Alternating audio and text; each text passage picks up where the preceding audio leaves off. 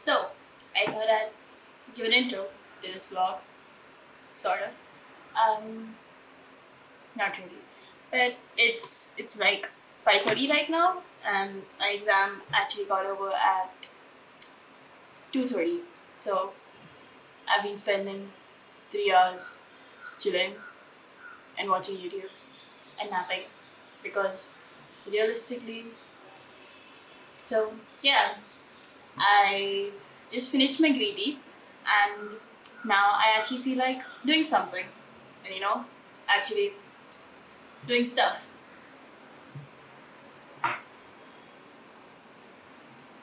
Yeah, and my hair's still in a mess, so we're first gonna have to sort of attempt to get it into a better shape.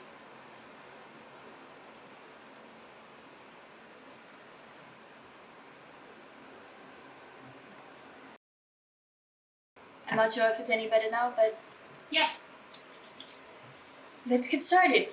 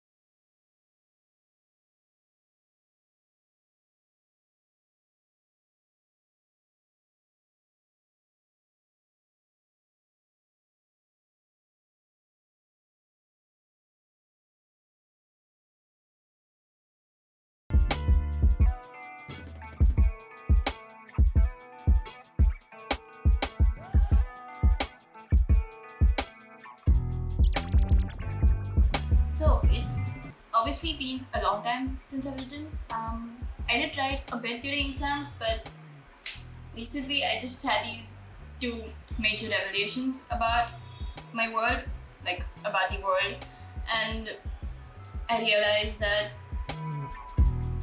I'm gonna have to make some major changes, and instead of making that, I'm gonna write this one scene that is not chronological to what I'm currently writing, and which is probably not even in this book. Is it in a different series? I don't even know what the scene's gonna be, but I'm gonna write that right now because I'm super excited about that instead of making those major changes. Yeah.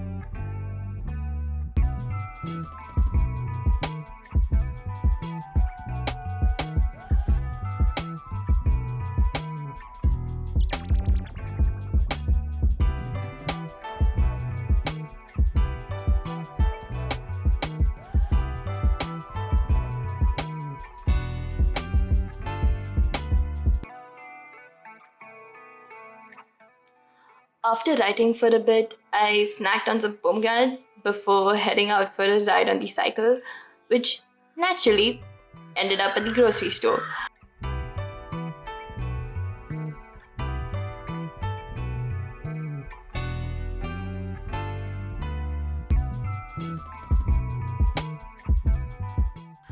Now that it's summer and sweltering hot, I spent a fair bit of time gawking at vegan ice creams.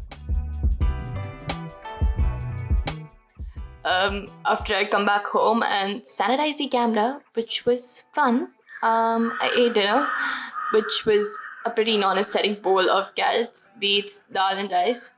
Simple, but I kind of like my dinners simple. Also, I was saving space for this beauty that had become slightly melty, but oh my gosh, this ice cream tasted so creamy and accurate. And it was the perfect combination with this cake that was sent by this amazing baker who I'll link down in the description. Thank you so much for sending this, auntie. This was so good. Oh, and I also tasted some of this soya corn thing that we happened to find, and my dad got to try. I'm sort of allergic to soya, so I had to physically restrain myself from finishing the entire thing because this tasted exactly like regular Shrikhand, and I used to love Shrikhand before. So, yeah, this was really good. And then I decorated my puja spread a bit more. If you want to see my format, then you can check out my last video, which I will link down below and up here.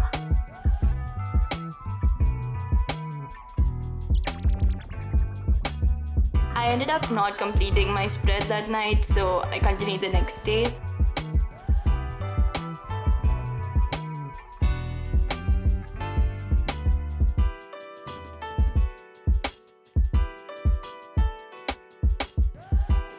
And this is the final product, which is a bit Holi inspired with all those colors and everything.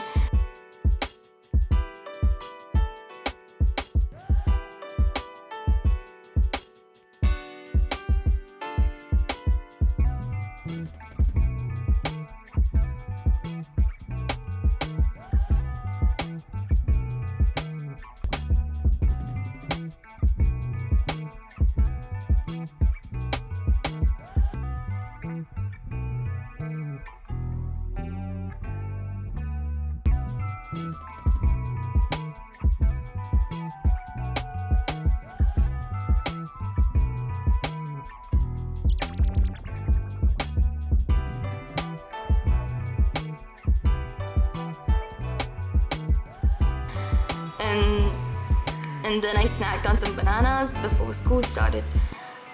I forgot to mention, but we had a few days of online school left before a mini vacation. And this was my expression when I found out that our boards had been postponed, which should be a good thing, but that means I'll lose out on the extra 4 months of chill before 11th grade starts. Oh well.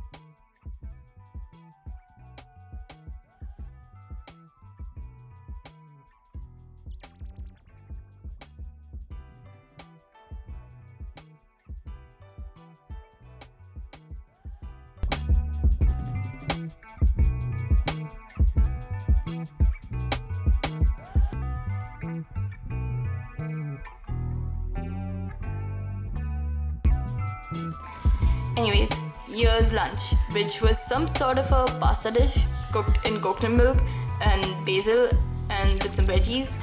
Also, some beetroot on the side. This was delicious. Definitely had multiple servings of this.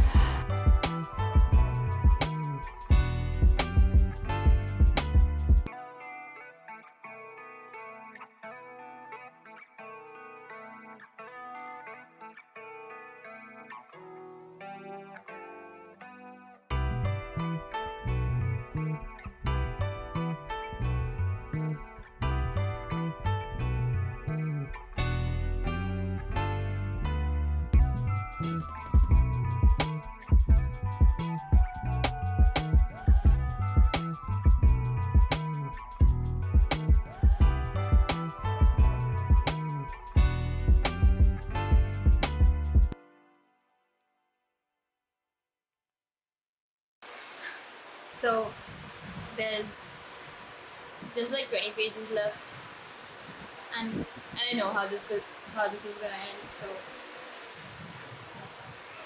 yeah, I want to eat more. I want to finish it, but okay. Just, yeah.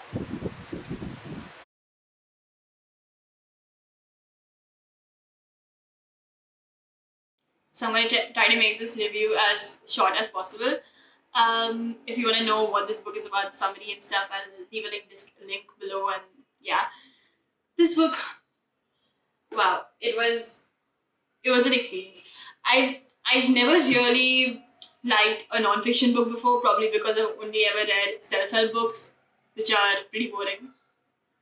But this book was, I had to keep reminding myself that this was the actual diary of an actual person, of an actual teenage girl who actually lived.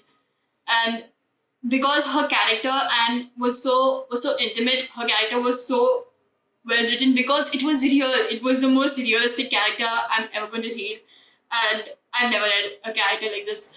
It was it just showed me the power of nonfiction, and as somebody who mostly reads fiction, it was a very new experience. It was amazing. I'm definitely going to be reading more memoirs after this. Now, something more book specific. This book was so intimate, and it was the actual diary of a teenage girl, completely uncensored. It was the actual diary that just intrigued me so much because I actually found this book relatable, if that makes sense. Because she was a teenage girl and I'm a teenage girl, and I just realized that despite the 80 years of difference, our lives are internally much the same. Externally, of course not. I'm not in a world war. I'm not in secrecy. I'm not in hiding. I'm not in fear of my life constantly. But internally, we are much the same. Teenage girls have been the same since caveman days, I suppose. But um, jokes apart, this book was her personality of her relationships with her family, her rebelliousness against society. Everything was just so realistically written, and I just found this book relatable. And this book was like talking to a friend, if that makes sense. Her philosophies, her ideals, everything about her is was just amazing, and it really, really felt like saying goodbye to a friend. This book is a tragic reminder of the lowest point of humanity, and I hope that someday, like how she hoped and how hopeful the book was, that someday we might be a better world, that we might be able to create a better world. Yeah, this book was amazing. If you've ever considered reading this book, I highly encourage you to pick it up, whichever age you might be, wherever you might be from. It's it's a book about humanity. It's a book about people. It's a book about loneliness and struggle and hope. I realize that 2 to 3 minutes is not going to be enough for me to accurately describe how much this book meant to me. And I'm currently writing a blog post about this, and once it gets published, I'll be telling you guys on my Instagram, so you can check it out there. I'll also link it down below whenever it gets published if you want to know more about this book.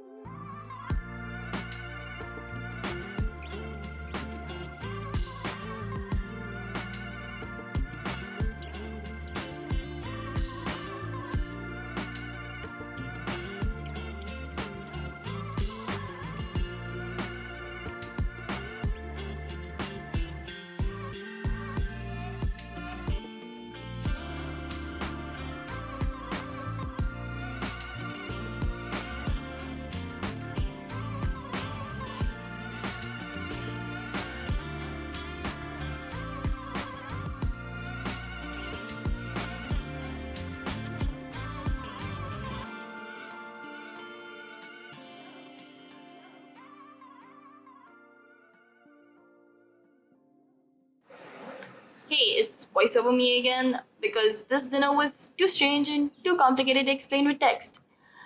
We had an assortment of leftovers that night. So my bowl had some of the leftover pasta from lunch, some dal, rice, boiled dudi, and tomatoes.